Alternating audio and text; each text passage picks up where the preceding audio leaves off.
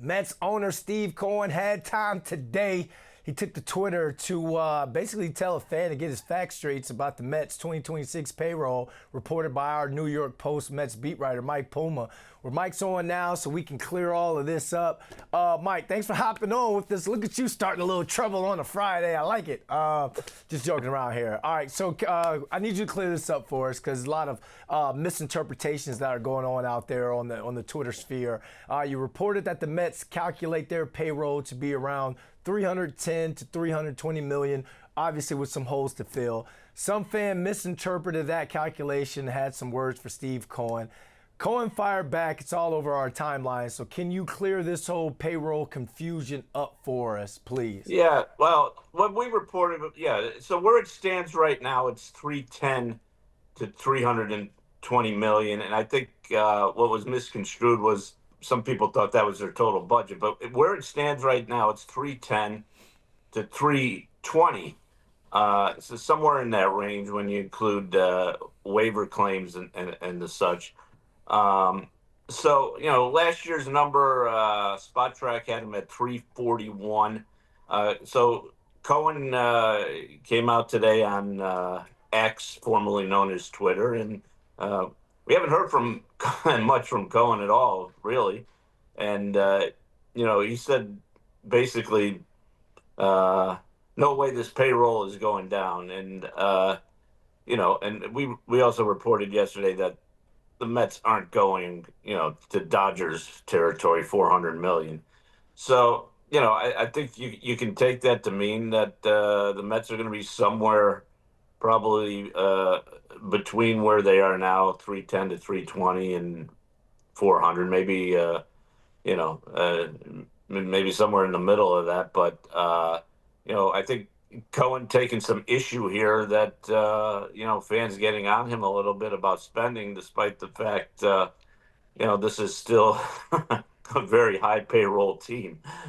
But let's go into that response because, he said he used the word idiots, and he was pretty fired up about it. I actually absolutely loved it. But a lot of people are going back and forth about the type of response. So should fans look at the response as a reassurance that the Mets are going to get even more aggressive with the spending this offseason? Or do you think that he was kind of managing expectations for the fan base for the rest of the season? Yeah, that's a good question. I mean, there's obvious holes they have to fill here, right? The left field, center field, they need another outfielder. They're looking at the starting pitching market, whether it be a free agency or trade, and I think they still need a high quality reliever. Now, are they going to go out and they're not gonna spend another 75 million to fill those three spots, but they're certainly going to spend some money there. And the other thing is they can. They still can maneuver with some trades, whether it's Jeff McNeil, who's on the hook to make some money next year. So, yeah, I mean, I would look at it as they're going to add players, but not necessarily. I wouldn't expect them to break the bank here. Are there any top players out there in free agency that are left that we should keep our eye on that you think David Stearns might target?